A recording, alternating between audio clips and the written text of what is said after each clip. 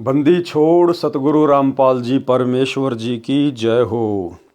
परम पिता परमात्मा सारी सृष्टि के रचनहार कुल मालिक असंख्य ब्रह्मांडों के स्वामी जगत गुरु तीनों लोकों में प्रवेश करके सबका भरण पोषण करने वाले राजाधिराज आत्माधार नाथों के नाथ देवों के देव महादेव सर्वेश्वर महेश्वर मृत्युंजय अजरो अमर आदि अनादि सनातनी प्रभु जगत पिता जगदीश्वर श्री श्री 1008 की उपाधि के वास्तविक अधिकारी अकाल मूरत शब्द स्वरूपी राम वासुदेव सर्वगतम ब्रह्म परम पूज्य प्रथम पूज्य परम संत परम पुरुष परम धनी परम दयालु सत्य कबीर हक्का कबीर अल्लाहु अकबर बाखबर अल्लाह ताला जगत के तारणहार जगत के मुक्तिदाता जगत के जगन्नाथ हारे के सहारे हिंदुओं के राम मुसलमानों के अल्लाह सिखों के वाहेगुरु ईसाइयों के मसीह दया के सागर दयानिधि करुणा के सागर करुणानिधि स्वयंभू परिभू संकट मोचन कष्ट हरण मंगल करण दुख भंजन अविगत कबीर निर्विकार निर्विषम परमात्मा अलय अलेख सतगुरु आदि अनादि सतगुरु असली मर्यादा पुरुषोत्तम असली राम असली कृष्ण असली घनश्याम असली मुरारी राजाओं के राजा महाराजाओं के महाराजा शहंशाहों के शहंशाह सम्राटों के सम्राट भगवानों के भगवान अल्लाहों के अल्लाह प्रभुओं के प्रभु मसीहाओं के मसीह सच्चे वाहेगुरु बाबाओं के बाबा पीरों के पीर सेठों के सेठ जगत सेठ सावड़सा सेठ सर्वगुण संपन्न अनंत कोटि कलाओं के स्वामी अनंत कोटि ब्रह्मांडों के नायक योगियों में महायोगी ध्यानियों में महाध्यानी सिद्धों में परम सिद्ध ज्ञानियों में तत्व ज्ञानी ब्रह्म ज्ञानी महाज्ञानी परम ज्ञानी सर्वश्रेष्ठ ज्ञानी विज्ञानी युवा कबीर समरथ कबीर असमवात अमित ओझा सच्चे रहनुमा करीम अल्लाह शुभान अल्लाह दुनिया के अंतिम पैगंबर 8 सितंबर 1951 से गांव धनाना जिला सोनीपत हरियाणा भारतवर्ष की पावन भूमि पे प्रकट रियल कल की भगवान श्री नारायण साकार हरि श्री बाबा साहिब शब्द स्वरूपी राम संत श्रोमणी सतगुरु रामपाल जी परमेश्वर जी के चरण कमल में साध संगति से जुड़े हुए देश विदेश से सभी सतसेवक भाई बहनों का अनंत कोटि दंडवत प्रणाम। सत्साई भाई और बहनों, दया पूज्य गुरुदेव भगवान की सारी सृष्टि के मालिक की असंख्य ब्रह्मांडों के स्वामी की सतगुरु रामपाल जी परमेश्वर जी की जिनके शुभ आशीर्वाद से विशेष आशीर्वाद से छप्पर फाड़ दया से आप और हम सभी सत्सेवक भाई बहन साध संगति से जुड़कर गुरुदेव भगवान के तत्व ज्ञान को आधार बनाकर अपनी आत्मा के कल्याणार्थ हेतु मोक्ष प्राप्ति के लिए निरंतर मर्यादाओं में रहते हुए भक्ति मार्ग की ओर बढ़ रहे हैं। भाई और बहनों, परमात्मा की विशेष मेहर जो गुरुदेव ने हमें साध संगति से जोड़ा, क्योंकि साध संगति इस कलयुग की बिचली पीढ़ी में सतलोक के लिए ट्रेनिंग सेंटर है। साध संगति से जोड़कर ही परमात्मा आत्मा को विकारों से मुक्त करेंगे और सतलोक के योग्य हंस बनाएंगे। आने वाले समय में पूरा विश्व जुड़ेगा, पूरी दुनिया जुड़ेगी। और जिस प्रकार से आज समय रहते आप और हम भाई बहन गुरु को इष्ट मानकर प्रत्येक मर्यादाओं में रहते हुए विषय विकारों से दूर हटकर अपनी आत्मा के कल्याण के लिए भक्ति कर रहे हैं, इसी प्रकार से साध संगति से जुड़कर इन्हीं सब मर्यादाओं को फॉलो करके आने वाले समय में पूरा विश्व भक्ति किया करेगा। तो भाई और बहनों, पूज्य गुरुदेव भगवान के कर कमल से लिखित पवित्र पुस्तक मुक्ति बोध के ऊपर वीडियो बनाने की श्रृंखला जारी है। इसी श्रृंखला में आज हमारा ये 10वें नंबर का वीडियो है। प्रत्येक वीडियो में सतगुरुदेव भगवान के आशीर्वाद से हमें बहुत कुछ अध्यात्म से संबंधित सीखने को मिलता है, जानने को मिलता है। अब हम आज के वीडियो में आगे बढ़ते हैं। पवित्र ग्रंथ मुक्ति बोध पेज नंबर 77। आज परमेश्वर जी ने अपने कर कमल से सुदामा जी की जो कथा है वो लिखी है। कथा एक चीज का भाई और बहनों, आप और हमने अब ज्ञान हो जाना चाहिए, पूरी तरह से ये आभास हो जाना चाहिए, हमारे हर प्रकार के संदेह मिट जाने चाहिए। हम जिन पवित्र सदग्रंथों को पढ़ रहे हैं, सबसे पहली बात तो ये कि ये तत्व ज्ञान समझ में आने के बाद, सतगुरु का ज्ञान समझ में आने के बाद भगत को ये पता चल जाना चाहिए कि इस पृथ्वी पर यदि कोई सबसे उत्तम सर्वमान्य सर्वश्रेष्ठ प्रमाणित सदग्रंथ है तो केवल सतगुरु रामपाल जी परमेश्वर जी के सत्संग हैं या उनके कर कमल से लिखी गई पुस्तकें हैं। बाकी गीता, वेद, कुरान, पुराण, बाइबल ये आधा अधूरा ज्ञान है, आधा अधूरा ज्ञान। और गुरुदेव भगवान जब अपने कर कमल से इन पवित्र शास्त्रों में, इन पुस्तकों में, जैसा कि हम मुक्ति बोध को पढ़ रहे हैं, यदि गुरुदेव इनमें कोई कथा शामिल करेंगे तो भाइयों और बहनों फिर विचार करना चाहिए, केवल परमेश्वर की ही महिमा होगी उसमें। भले जिक्र उसमें श्री रामचंद्र जी का आओ, जिक्र उसमें श्री कृष्ण और सुदामा का आओ, लेकिन गुरुदेव ने यदि उन कथाओं का जिक्र अपनी पवित्र पुस्तकों में कर दिया है तो फिर ये 100% परम सत्य है कि श्री कृष्ण जी के रूप में फिर वो लीला, वो अद्भुत कार्य, वो चमत्कार हमारे गुरुदेव भगवान ने ही किया है, कबीर परमात्मा ने ही किया है। यदि कहीं राम का जिक्र आ गया, किसी अन्य का जिक्र आ गया, ब्रह्मा विष्णु महेश का जिक्र आ गया, तो समझ लेना वो सारे अद्भुत कार्य, अद्भुत लीलाएं गुरुदेव भगवान ने स्वयं ही उन ब्रह्मा विष्णु महेश का रूप धारण करके की हैं। अन्यथा आप और हम भाई बहन, हमारी एक एक श्वास की कितनी कीमत है। गुरुदेव भगवान ने कितना वजन बताया भगत की एक एक श्वास का, कि कहता हूं कहीं जात हूं, कहूं बजाकर ढोल, श्वास जो खाली जात है ये 3 लोक का मोल। तो परमात्मा इन देवी देवताओं की झूठी महिमा करवा के हमारे समाज से बर्बाद नहीं करवाएंगे। आप और हम भगत भाई बहनों को गुरुदेव भगवान ने इस कलयुग की पिछली पीढ़ी में पैदा केवल ब्रह्मा विष्णु महेश की, देवी देवताओं की, राम और श्री कृष्ण की महिमा के लिए नहीं किया। इसलिए गुरुदेव की पुस्तकों में यदि कहीं राम कृष्ण का जिक्र आता है, ब्रह्मा विष्णु महेश का जिक्र आता है, तो समझ लेना उनके रूप में वो अद्भुत लीलाएं स्वयं कबीर परमेश्वर सतगुरु रामपाल जी ने ही की है। तो आज हम जो कथा सुनने जा रहे हैं सुदामा और श्री कृष्ण जी की, तो श्री कृष्ण रूप में ही सुदामा जी के चरण स्वयं कबीर परमेश्वर सतगुरु रामपाल जी परमेश्वर जी ने धोए थे। आज हम आगे बढ़ते हैं।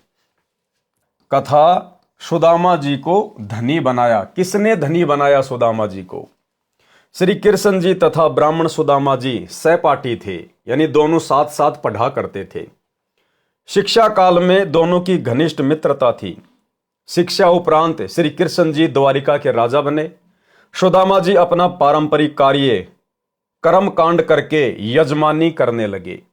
वे वास्तव में ब्राह्मण थे, ग्रंथों के ज्ञान के अनुसार अपने जीवन को चलाया करते थे, परंतु ऋषियों को ही ग्रंथों के गूढ़ रहस्यों का ज्ञान नहीं था। इस कारण से साधना, शास्त्र विधि त्याग कर मनमाना आचरण जो गुरुजनों ने बताया हुआ था वही किया करते थे, जिससे वर्तमान में कोई लाभ नहीं हो रहा था। श्री सुदामा जी की किसी यजमान को भ्रमित करके रुपए या अन्य पदार्थ नहीं लेते थे। केवल अपना व परिवार का भोजन तथा कपड़े यदि आवश्यकता हुई तो लेते थे। कुछ दिन कोई क्रियाकर्म करवाने वाला नहीं आया। एक समय ऐसा आया कि सुदामा जी के पास कोई ऐसा यजमान नहीं आया कर्मकांड करवाने वाला। भोजन की समस्या पूरे परिवार को हो गई। सुदामा जी की पत्नी ने कहा कि आपके 4 पुत्र छोटे छोटे हैं, भूख से बेहाल हैं। आप कहते हो कि द्वारिकाधीश श्री कृष्ण मेरे मित्र हैं, वे द्वारिका के राजा हैं, आप कुछ धन मांग लाओ। वे आपको मना नहीं करेंगे, क्योंकि आप कहते हो कि शिक्षा काल में वे आपके परम मित्र थे। वे आपके साथ घर आते थे और इकट्ठा खाना खाते थे। सुदामा जी ने कहा कि ब्राह्मण मांगता नहीं है। क्या कहा सुदामा जी ने? कि ब्राह्मण मांगता नहीं है। और गुरुदेव भगवान अपनी वाणी में कहते हैं कि मांगण मरण समान है, मत मांगो कोई भीख, और मांगण से मरना भला या सतगुरु की सीख। कि जो ब्राह्मण होता है, जो भगत होता है, वो कभी दुनिया के आगे हाथ नहीं फैलाएगा। यहां पर भाई और बहनों मांगने के 2 अर्थ हैं। गुरुदेव ने जिस मांगने के लिए मना किया है कि वो ब्राह्मण का धर्म नहीं है, भगत का धर्म नहीं है, वो है भीख मांगना। घर घर जाके दिए माई, आटा दिए, रोटी दिए, भीख मांगना, उसको कहते हैं मांगना। वो भक्ति मार्ग में जायज नहीं है। दूसरा मांगना होता है उधार कोई वस्तु लेना, वो परमेश्वर ने यहां पर शामिल नहीं की है। उधार वस्तु, उधार पैसा कोई भी ले सकता है, किसी की भी मदद वो कर सकता है। उधार लेन देन भीख मांगने में नहीं आती है। लेकिन यहां गुरुदेव ने जिस मांगने के लिए मना किया है, और सुदामा जी ने कहा अपनी पत्नी से कि मैं मांगूंगा नहीं, वो होता है जाकर भीख मांगना। तो गुरुदेव भगवान ने क्या कहा? सुदामा जी ने कहा कि ब्राह्मण मांगता नहीं, अपने कार्य कर्म कांड करके दक्षिणा ले सकता है। श्री कृष्ण मेरे यजमान भी नहीं है, इसलिए मेरा सिर नीचा हो जाएगा। यदि मित्रता समाप्त करनी हो तो मित्र से कहो कुछ दो। ये गलती सुदामा ब्राह्मण नहीं कर सकता, भूखा मर सकता है। शास्त्रों में लिखा है कि जिसने पूर्व जन्म में दान धर्म नहीं किया वह अगले जन्म में निर्धन रहता है। मैंने पूर्व जन्म में कोई दान नहीं किया होगा, इसलिए मैं निर्धन हूं, मुझे धन नहीं मिल सकता। पत्नी ने चारों पुत्रों को उसके सामने खड़ा कर दिया, जो एक रोटी को एक दूसरे से छीनने की कोशिश कर रहे थे। विचार करना भाई और बहनों, कितना गरीब परिवार था। सुदामा जी कितने निर्धन थे। सुदामा जी को भक्ति मार्ग से डगमग करने के लिए, उसकी मर्यादाएं तुड़वाने के लिए सुदामा की पत्नी ने अपने चारों बच्चों को, जो कि नंगे फटे हाल कपड़े और एक रोटी के लिए आपस में छीना झपटी कर रहे थे, उन चारों को लाकर सुदामा के सामने खड़ा कर दिया, ताकि सुदामा का दिल पसीज जाए और ये श्री कृष्ण जी के पास जाकर कुछ मांग कर ले आए। लेकिन सुदामा ब्राह्मण थे, उन्होंने मांगने का अपने मन में भी विचार नहीं किया। पत्नी ने चारों पुत्रों को उसके सामने खड़ा कर दिया, जो एक रोटी को एक दूसरे से छीनने की कोशिश कर रहे थे, जो मिश्रानी ने छुपा रखी थी, जो रात को बासी बची हुई थी, रोटी भी ताजा नहीं थी, रात का बनाया हुआ खाना। और सुदामा की पत्नी ने एक रोटी छुपा के रख दी थी, और सुबह उस एक रोटी के ऊपर सुदामा के चारों बच्चे आपस में लड़ रहे थे, झगड़ रहे थे, छीना झपटी कर रहे थे। इतनी गरीबी, और उसके बाद भी सुदामा अपने मित्र से, श्री कृष्ण जी से मांगने के लिए नहीं गया। और आज हालात क्या है भाई और बहनों संगत में? 90% संगत जो सतलोक आश्रमों से जुड़ी हुई है, ज्ञान आधार उनके आसपास भी नहीं है। सतलोक आश्रम मैनेजमेंट हरियाणा ने काल प्रेरणा से प्रार्थनाओं के नाम पर नंबरों की लिस्ट जारी कर रखी है, और ये लाखों की संगत जो इन आश्रमों से जुड़ी हुई है, आए दिन हजारों की संख्या में गुरुदेव के पास में प्रार्थनाएं भिजवाती है। गुरुजी से मेरी ये प्रार्थना लगा देना, गुरुजी मेरा लड़का नौकरी नहीं लग रहा, गुरुजी मेरी लड़की को बच्चा पैदा नहीं हो रहा, गुरुजी उसकी डिलीवरी होने वाली है, गुरुजी मेरे छोरे का इंटरव्यू है, गुरुजी मैं कुआं खुदवाना चाहता हूं, फलाना दिखना। नामदान सेंटरों पे जा जाके प्रार्थनाएं लिखवा रहे हैं। अरे सुदामा से शिक्षा लेनी चाहिए। सुदामा को तो कोई तत्वदर्शी सतगुरु भी नहीं मिला हुआ था। सुदामा को यह तत्व ज्ञान भी प्राप्त नहीं था, ताकि उसको विश्वास होता, दृढ़ता आती उसमें। आज आप और हमारे को गुरुदेव ने कौन सी वस्तु देने में कमी छोड़ रखी है? शास्त्र प्रमाणित ज्ञान दे दिया। विश्वास के लिए गुरुदेव ने हमारे 100 कार्य किए, और फिर भी हम लोग मर्यादा में रहकर भक्ति ना करके, क्योंकि जो व्यक्ति मर्यादा में रहकर गुरु को इष्ट मानकर भक्ति करेगा, उसको तो किसी के आगे हाथ फैलाने की जरूरत ही नहीं पड़ेगी। वो केवल भक्ति के लिए अपने गुरु के आगे हाथ फैलाएगा कि भक्ति दान मोहि दीजियो देवन के देवा हो, जन्म पाया भूलू नहीं करहूं पद सेवाओ। वो बेटा बेटी नहीं मांगेगा सतगुरु से, क्योंकि उसको ज्ञान हो जाता है कि सतगुरु ने मेरी सर्व भौतिक और आध्यात्मिक इच्छाओं की पूर्ति के लिए मुझे अनमोल भक्ति दे दी। अब यदि मैं मर्यादा में रह के भक्ति करूंगा तो परमात्मा मुझे आवश्यक वस्तु अवश्य देगा। फिर हाथ किस लिए फैलाना, बार बार डिमांड किस चीज की करनी? क्या हमारे गुरु को पता नहीं है? क्या गुरु जी सर्वशक्तिमान नहीं है? क्या गुरु जी दिव्य दृष्टा नहीं है? क्या गुरु जी अंतर्यामी नहीं है, जो गुरु को अपने शिष्यों की तकलीफों के विषय में पता नहीं होगा? तो भाई और बहनों, आप और हम कलयुग की बिचली पीढ़ी वाले तत्वज्ञानी भगत कहाँ खड़े हैं। और सुदामा जी को देखिएगा, ना शास्त्रों का ज्ञान, ना कोई सच्चा गुरु प्राप्त, फिर भी अपने धर्म कर्म पर अडिग, उसको कहते हैं भगत। तब आज जाके सुदामा जी का नाम है। ये सोचा था कि एक का भी पेट नहीं भरेगा, कौन से बच्चे को दूं, इसलिए उसको छुपा रखा था। वह एक लड़के के हाथ लग गई थी, उससे अन्य छीना झपटी कर रहे थे। मिसरानी ने कहा कि आप इन बच्चों के लिए मांग लाओ। कि पंडित जी, यदि आप अपने लिए ना मांगो तो कम से कम अपने बच्चों के ऊपर तो रहम करो, ये भूखे मर रहे हैं, कम से कम इनके लिए तो मांग के ले आओ कुछ। वह दृश्य देखकर सुदामा एकांत में जाकर परमात्मा से विनय करने लगा तथा आंखों में पानी भराया। हे प्रभु, ये क्या दिन देख रहा हूं, मुझे पूर्व जन्म में कोई मार्गदर्शक ठीक नहीं मिला। देखो भाई और बहनों, कितनी गहरी शिक्षा है।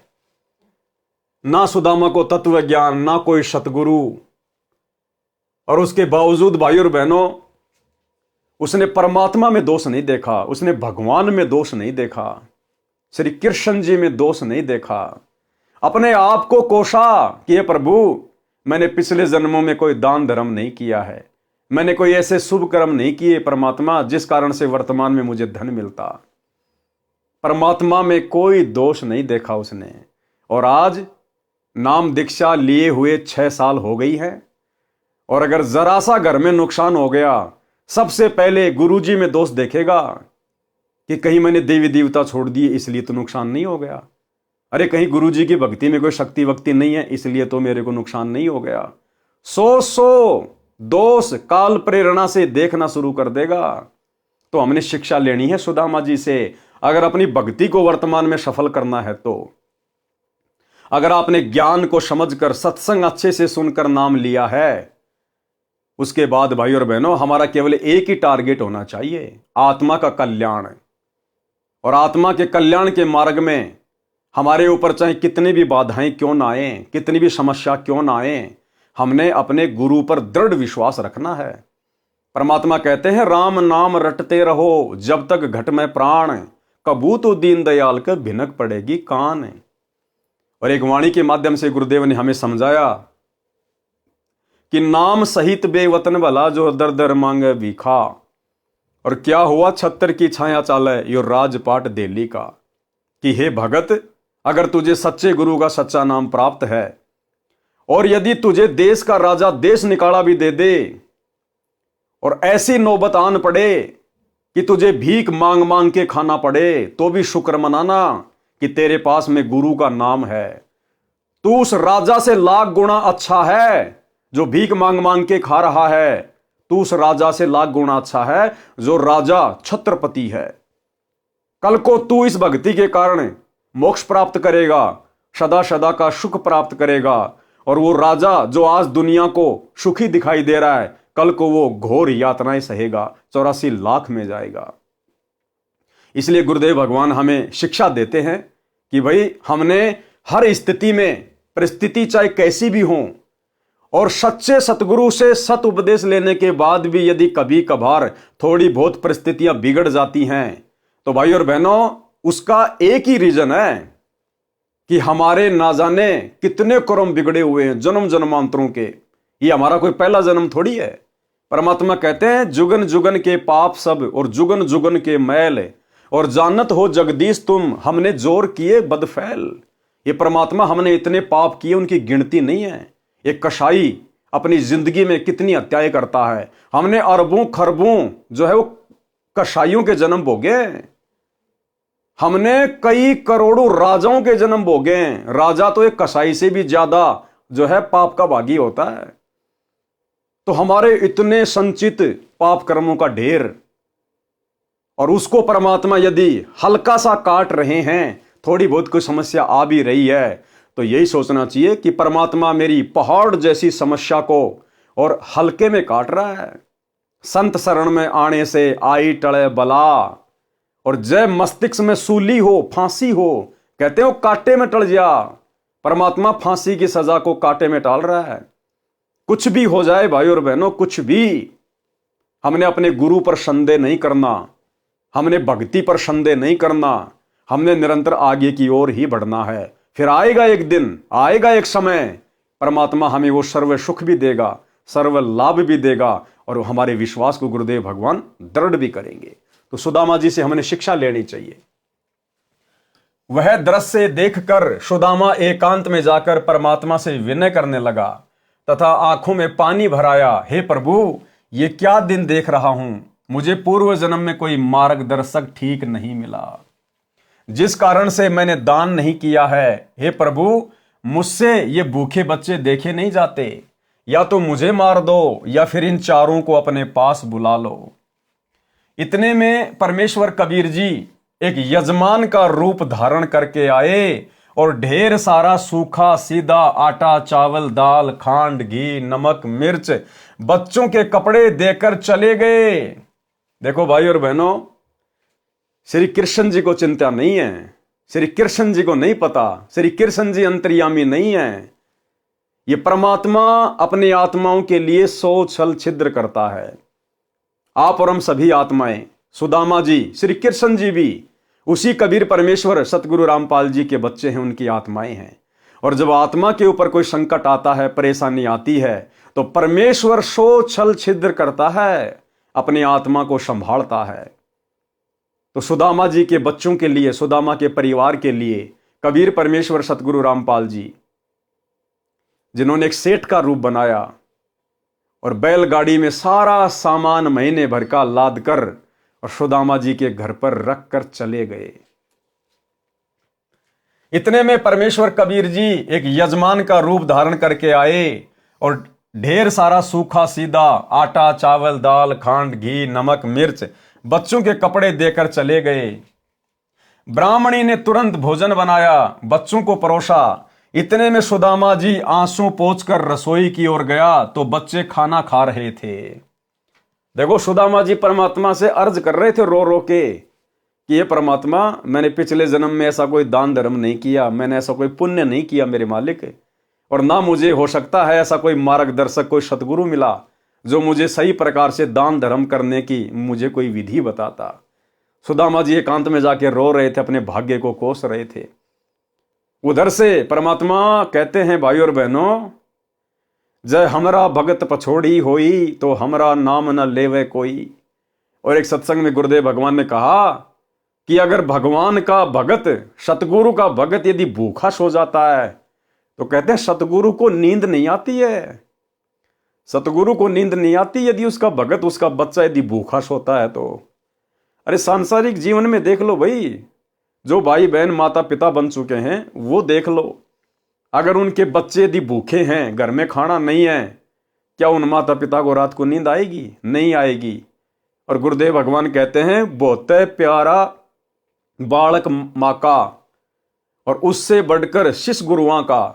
एक माँ को अपना बच्चा बाप से सैकड़ों गुना ज्यादा प्यारा होता है, और गुरुदेव कहते हैं गुरु को अपना शिष्य उस माँ से भी सैकड़ों हजारों गुना ज्यादा जो है वो प्रिय होता है। तो गुरु को भला कैसे नींद आ सकती है? परमात्मा का सिंहासन भी हिल जाता है अगर उसके भगत पे दिक्कत आती है तो। लेकिन भगत होना चाहिए कोई फॉर्मेलिटी वाला भगत नहीं, सत भगत, कि चाहे मेरी गर्दन क्यों ना कटे, मैं गुरु की मर्यादा नहीं तोड़ूंगा। तो सुदामा जी एकांत में जाके रो रहे हैं, परमात्मा से अर्ज कर रहे हैं। उधर से परमात्मा सुदामा के एक यजमान का रूप बना के और परमेश्वर गाड़ी भर के लेके आ गया। ज्यों राखो त्यों ही रहूं, ज्यों राखो त्यों ही रहूं, हमरा के चारा खाने जाद खरीद हूं, गुलाम तुम्हारा। परमात्मा की रजा में राजी रहना सीखना पड़ेगा अपने। परमात्मा चाहे किसी प्रकार भी आपको रखता है, चाहे भूखा रखता है, प्यासा रखता है, बाकी तो ये ऐसा नहीं होगा कि भूखा और प्यासा आपको रख ले भगवान, क्योंकि ये दयालु मालिक है। उसके बच्चे जो सही भक्ति पर लग रहे हैं वो भूखे प्यासे नहीं रह सकते, उनके परमात्मा को नींद नहीं आओ। फिर उसके बच्चे जो सही भक्ति पर लग रहे हैं वो भूखे प्यासे नहीं रह सकते, उनके परमात्मा को नींद नहीं आओ। फिर ऐसे ही भाई और बहनों, आने वाले समय में ये दुनिया इस परमात्मा को ना पहचान के अपने पैरों के ऊपर जो ये कुल्हाड़ी मार चुकी है, इस युग परिवर्तन के समय में जब त्राही त्राही मचेगी, अकाल पड़ेगा, सूखा पड़ेगा, उस समय भाई और बहनों यदि हमारे घर में भी कुछ नहीं होगा, यही परमात्मा सतगुरु रामपाल जी भगवान सोच छल छिद्र कर देगा। परमात्मा इस परमेश्वर को आज वर्तमान में गाड़ी लेके आने की जरूरत नहीं है, बैठा बैठा रसोई में सामान भर देगा, पीपे में आटा भर देगा, सिलेंडर में गैस भर देगा। यह परमात्मा वो समर्थ है। छोटा सा संकेत जो गुरुदेव भगवान ने किया है कि जब आपके घर में 2 दाने नहीं होंगे, सुबह मटका भरा हुआ मिलेगा। मटका सुनिए, फिर भगवान व्यवस्था करेगा। आपके घर में 2 दाने होंगे, तड़के भरा पाओगा मटका, पिप्पा भरा पाओगा आटे का, इस तरह कर देगा दाता आपके लिए। लेकिन भक्ति करवाने के लिए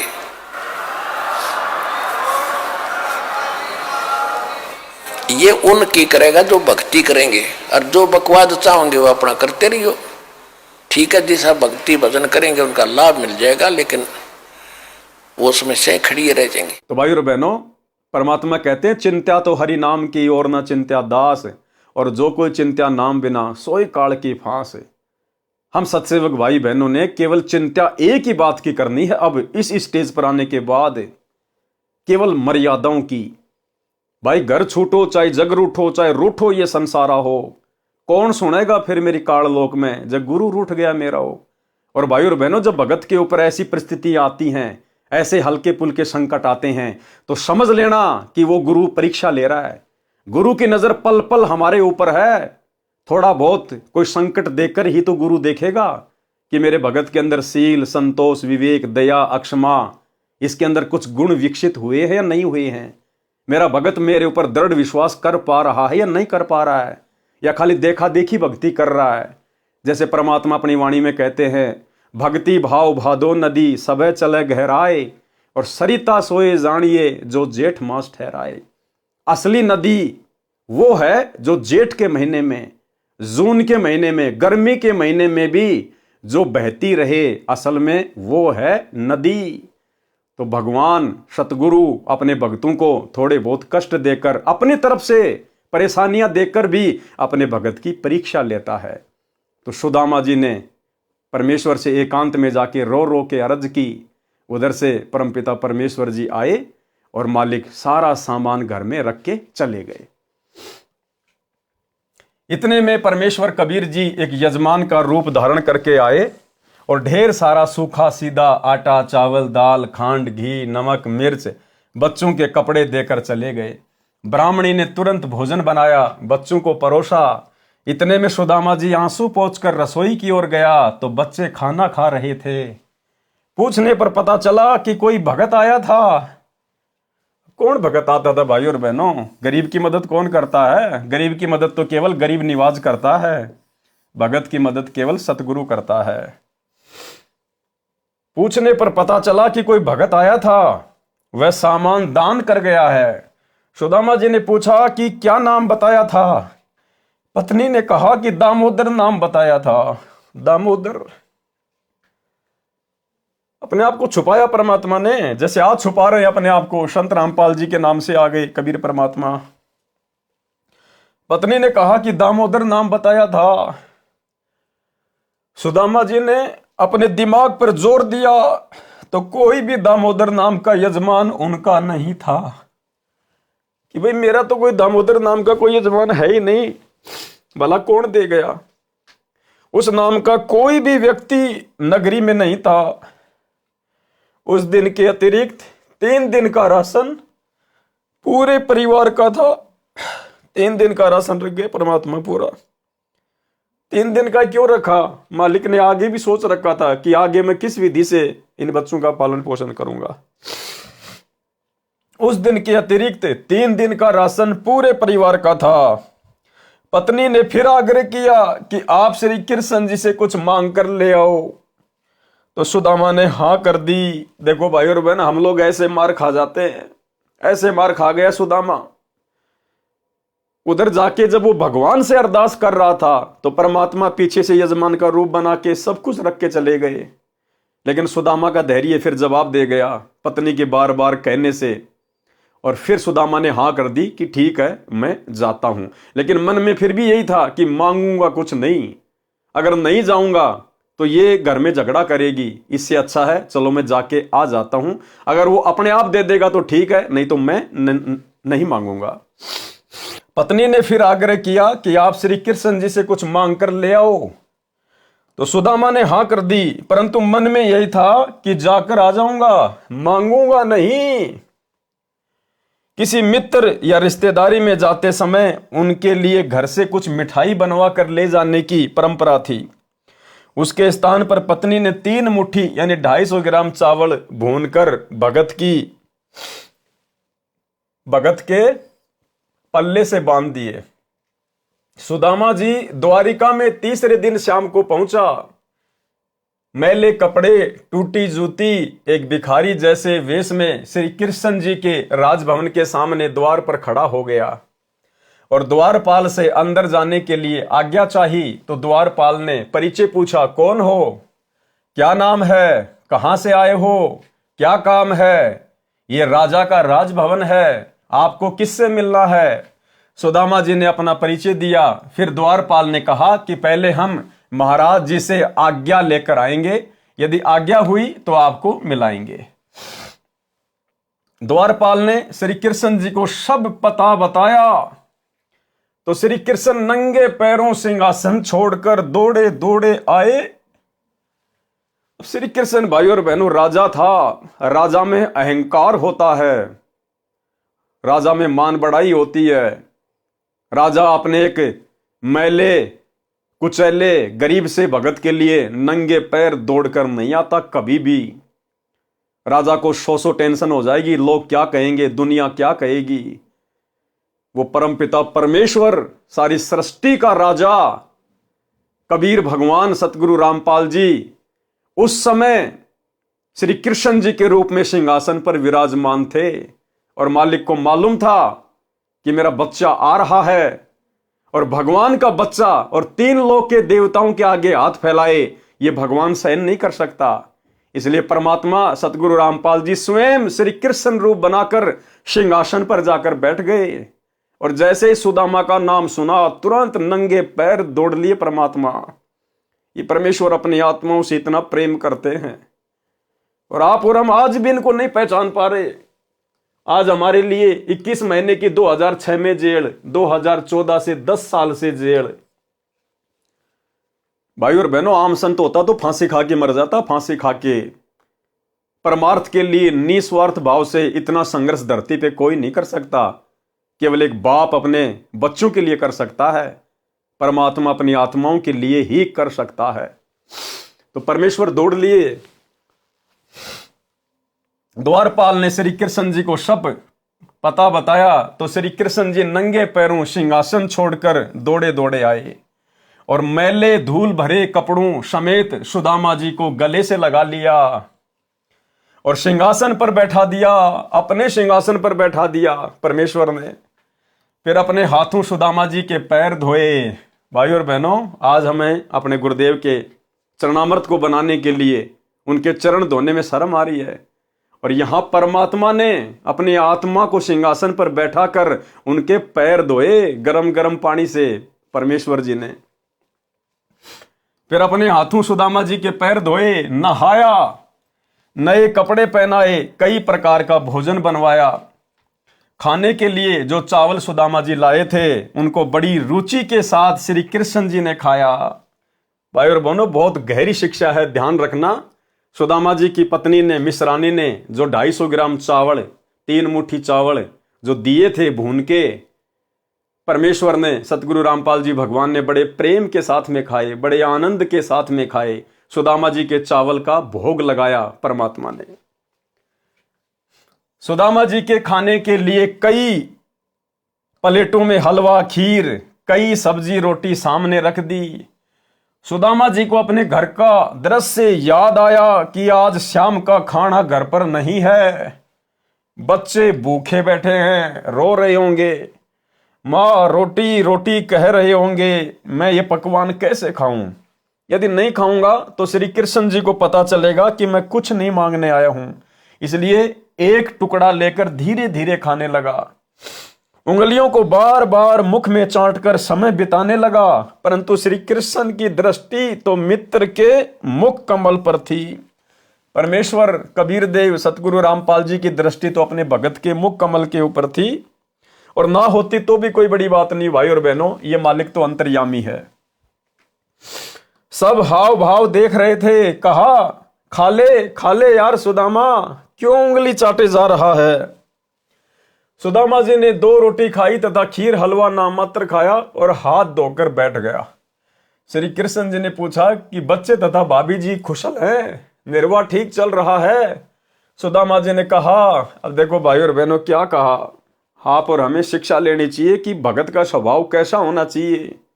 सुदामा जी कितने फटे हाल, कितने निर्धन, कितने गरीब, खुद ने पेट भर के भोजन नहीं खाया, बार बार चिंता उसको अपने बच्चों की सता रही थी कि घर में आज भोजन नहीं है, बच्चे भला क्या खा रहे होंगे।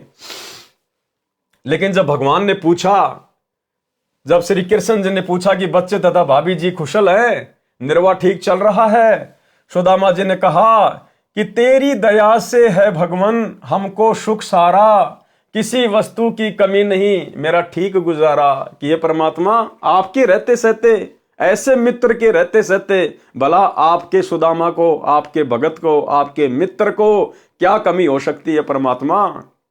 और आज गुरु जी के पास में प्रार्थनाओं पे प्रार्थना, प्रार्थनाओं पे प्रार्थना, सिर्फ मांगे जा रहे हैं, भक्ति कोई नहीं करता मर्यादा में रह के, सिर्फ हाथ फैलाए जा रहे हैं। तेरी दया से है भगवान हमको सुख सारा, किसी वस्तु की कमी नहीं, मेरा ठीक गुजारा। श्री कृष्ण जी तो समझ चुके थे कि ये मर जाएगा पर मांगेगा नहीं। उसी समय सुदामा जी को दूसरे कमरे में विश्राम के लिए निवेदन किया और राज दरबार में जाकर विश्वकर्मा जी को बुलाया, जो मुख्य इंजीनियर था, तथा सुदामा जी का पूरा पता लिखाकर उसका सुंदर महल बनाने का आदेश दिया। इस कबीर परमेश्वर जी को कोई आवश्यकता नहीं है किसी इंजीनियर को बुलाने की, ये खुद ही इंजीनियर है जिन्होंने पूरी कायनात को रचा है।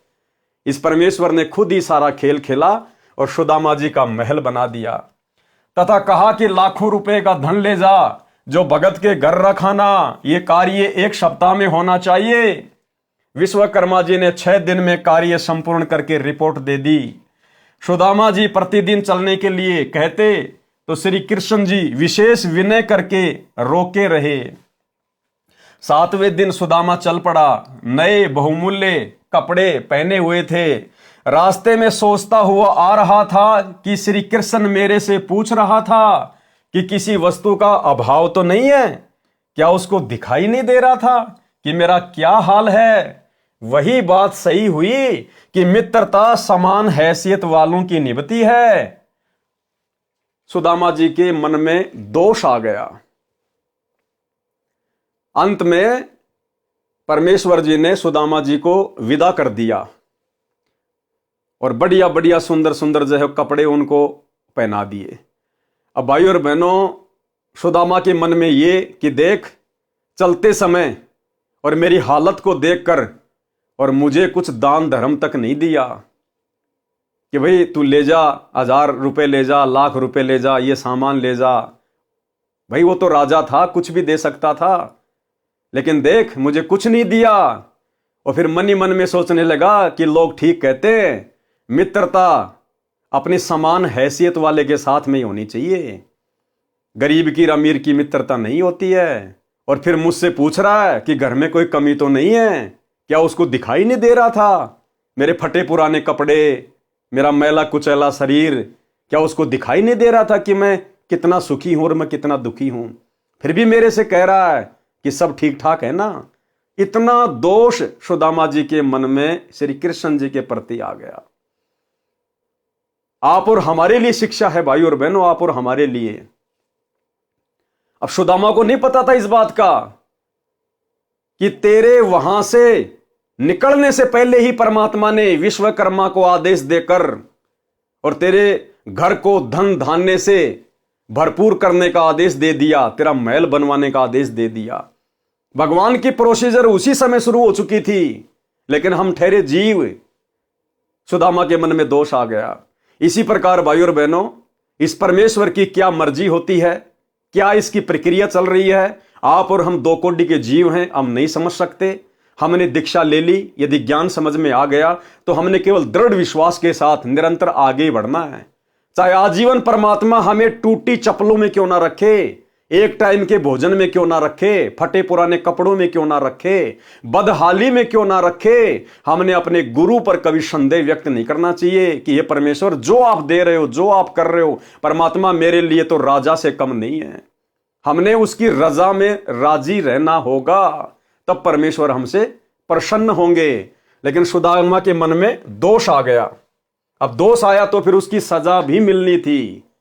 रास्ते में जंगली लोगों ने सुदामा के वो कपड़े छीन लिए, नंगा कर दिया सुदामा को, अंडरवियर तक नहीं छोड़ी उसकी।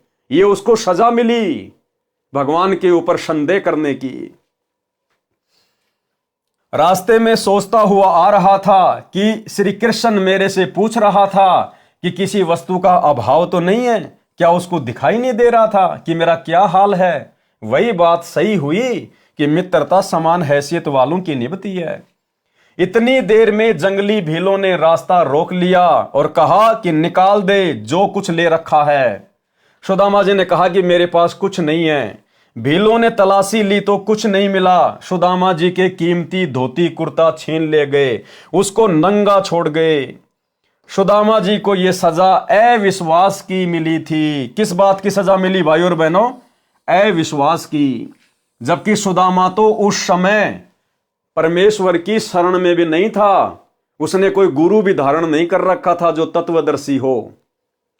उसके बाद भी भगवान के ऊपर अविश्वास करने की यह सजा मिली।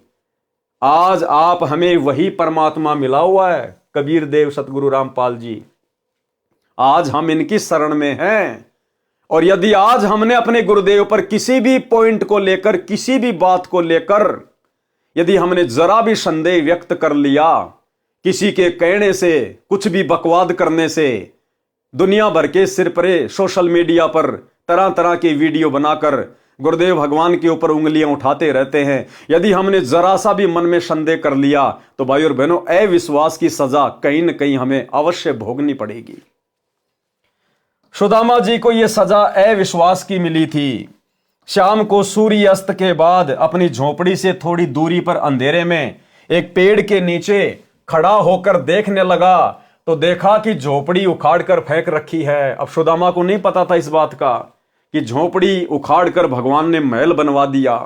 सुदामा ने देखा भाई किसी अमीर आदमी ने और मेरी झोपड़ी को उखाड़ दिया और यहां पर अपना महल बना लिया, और भाई पता नहीं मेरे बच्चे कहाँ होंगे, किस हाल में होंगे, भूखे मर रहे होंगे। ये सोचने लगा एक पेड़ के नीचे खड़ा होकर, अंधेरा था, नंगा था, एक पेड़ के ओट में खड़ा होकर सोचने लगा अपने मकान के पास में। खड़ा होकर देखने लगा तो देखा कि झोपड़ी उखाड़ कर फेंक रखी है। उसके स्थान पर आलीशान महल 2 मंजिल का बना है। सुदामा जी दुखी हुए कि किसी ने झोपड़ी भी उखाड़ दी और कब्जा करके अपना मकान बना लिया। बच्चे तथा पत्नी पता नहीं कहां भूख के मारे डूबकर मर गए होंगे। अब जीवित रहकर क्या करना है? मैं भी दरिया में समाधि लेकर जीवन अंत करता हूं। यदि परिवार जीवित भी होगा तो भूख के मारे तड़फ रहा होगा, मेरे से देखा नहीं जाएगा। वहां से चलने वाला था, उसकी पत्नी महल पर खड़ी होकर अपने पति के आने की बाट देख रही थी। जो मिसरानी थी वो महल की छत पे खड़ी होकर सुदामा का वेट कर रही थी कि पंडित जी कहीं विचलित ना हो जाएं, पंडित जी कहीं डगमग ना हो जाए। वह विचार कर रही थी कि पंडित जी अपनी झोपड़ी को न पाकर कुछ बुरी ना सोच लें। इसलिए द्वारिका के रास्ते पर टकटकी लगाए खड़ी थी। उसने उसी समय एक व्यक्ति अंधेरे में खड़ा महसूस हुआ। पंडिताइन ने देखा कि एक व्यक्ति सामने अंधेरे में खड़ा है। मिश्राणी शीघ्रता से दीपक लेकर उस ओर चली। सुदामा जी पेड़ की ओट में होकर देखने लगा कि यह स्त्री कौन है, दीपक लेकर कहां जाएगी। दीपक की रोशनी में सुदामा ने अपनी पत्नी को पहचान लिया, परंतु महल से आई है, यह क्या माजरा है। सुदामा जी ने कहा कि दीपक बुझाओ, मैं नंगा हूं। रास्ते में भीलों ने मेरे वस्त्र छीन लिए जो श्री कृष्ण जी ने नए बहुत कीमती बनवाए थे। पंडितानी ने दीपक बुझा दिया। सुदामा ने पूछा कि ये महल किसने बना दिया, अपनी झोपड़ी किसने उखाड़ दी। आपकी कृपा से सब कुशल है, किसी वस्तु की कमी नहीं है, निर्वाह ठीक चल रहा है। भाई और बहनों, विचार करने की बात है, गहरी शिक्षा है। जिस समय परमेश्वर जी ने सुदामा से पूछा, हालचाल पूछा कि गुजारा ठीक चल रहा है, घर पर सब ठीक ठाक हैं, बच्चे कुशल मंगल हैं।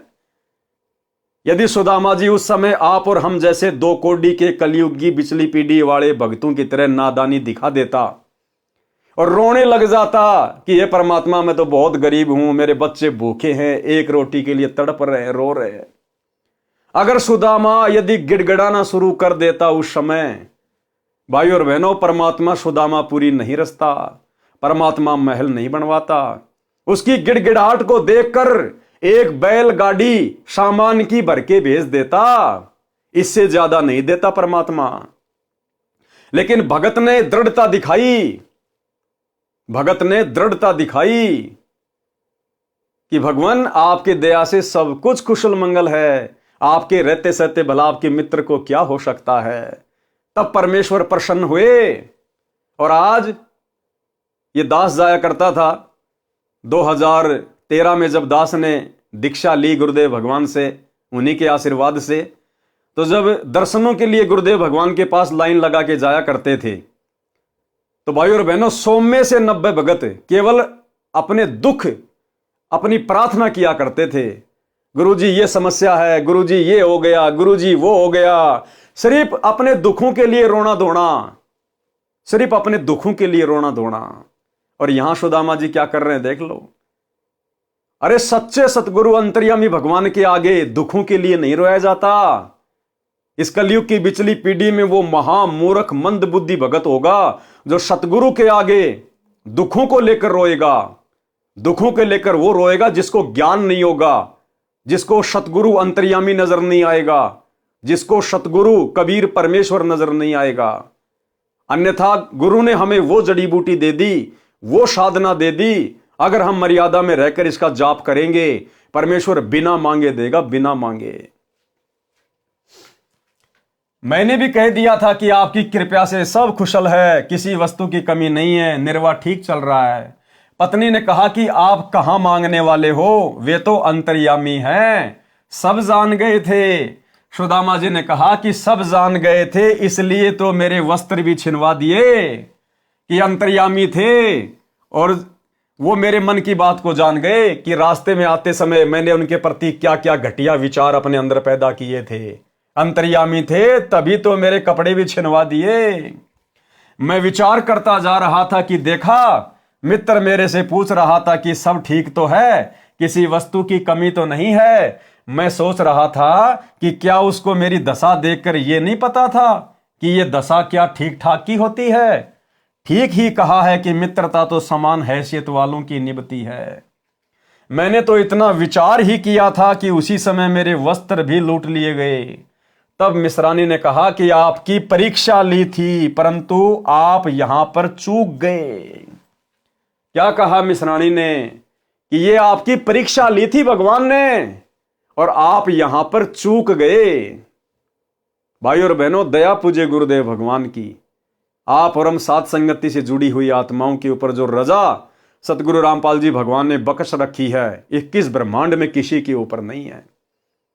पिछले 10 वर्षों से आप और हम भगत भाई बहनों ने कोई प्रार्थना हिसार जेल में नहीं लगाई।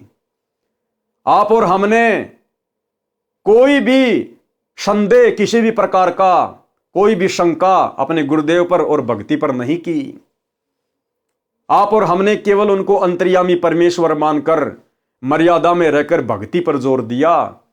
और इसी का यह नतीजा है कि आज गुरु हम पर प्रसन्न है और गुरु ने हम सबका ज्ञान योग खोल दिया।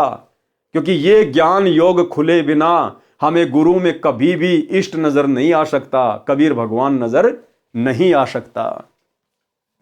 तब मिश्रानी ने कहा कि आपकी परीक्षा ली थी, परंतु आप यहीं पर चूके थे, उसी का झटका आपको दिया। अब देख तेरे मित्र का कमाल, अब देख परम मित्र का कमाल। साधु माई बाप है, साधु बाई बंद, साधु मिलावे राम से काटे यम के फंद। बच्चों के वस्त्र राजाओं जैसे हैं, 4 सिपाही चारों कोणों पर रखवाली कर रहे हैं। वाणी नंबर 106 में यही कहा है कि संत सुदामा जी श्री कृष्ण के संगी यानी मित्र थे, जो दारिद्र यानी निर्धनता की दरिया नदी यानी अत्यधिक निर्धन व्यक्ति था। उसके चावल खाकर कंचन सोने के महल बख्श दिए, यानी निःशुल्क मुफ्त में दे दिए। क्या खाकर? उसके चावल खाकर। देखो भाई और बहनों, परमात्मा कहते हैं खेल चाहे डिस्ट्रिक्ट लेवल का हो, चाहे नेशनल लेवल का हो, चाहे इंटरनेशनल लेवल का हो, नियम एक जैसे ही होते हैं। ठीक इसी प्रकार ये भक्ति मार्ग है। ये भक्ति चाहे 3 लोक की हो, चाहे 21 ब्रह्मांड की हो, चाहे सतलोक की हो, नियम एक जैसे ही हैं। उस अंतर्यामी कबीर परमेश्वर सतगुरु रामपाल जी को बचपन से लेकर उस समय तक सुदामा की सारी स्थिति का पता था। क्या परमात्मा पहले उसके घर नहीं बनवा सकते थे? क्या पहले परमात्मा उसके घर को धन धान्य से परिपूर्ण नहीं कर सकते थे? कर सकते थे, ये सर्वशक्तिमान है। लेकिन क्यों नहीं किया? इस भक्ति का नियम है। परमात्मा कहते हैं देते को हरि देत है जहां तहां से आण, और अण देवा मांगत फिर साहिब सुने नहीं कान। जब तक उस कबीर परमेश्वर जी ने सुदामा के चावल का भोग नहीं लगा लिया, तब तक सुदामा के ऊपर मेहर नहीं बख्शी। समझ जाओ भाई और बहनों, कितनी बड़ी मेहर हुई है साथ संगति से जुड़ने के बाद।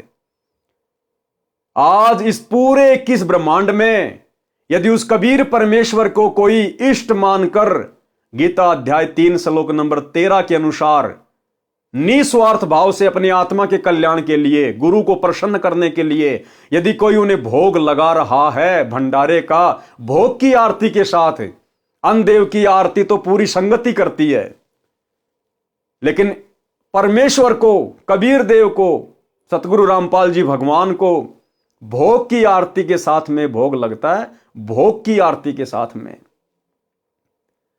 और केवल साध संगति से जुड़ी हुई आत्माएं हैं जिन्होंने घर को ही आश्रम बनाकर और घर पर गुरुदेव का आसन लगाकर, उनका बेड लगाकर और भोग की आरती के साथ में सभी भाई बहन अपने इष्ट को भोग लगाते हैं। 21 ब्रह्मांड में केवल चंद ही आत्माएं हैं।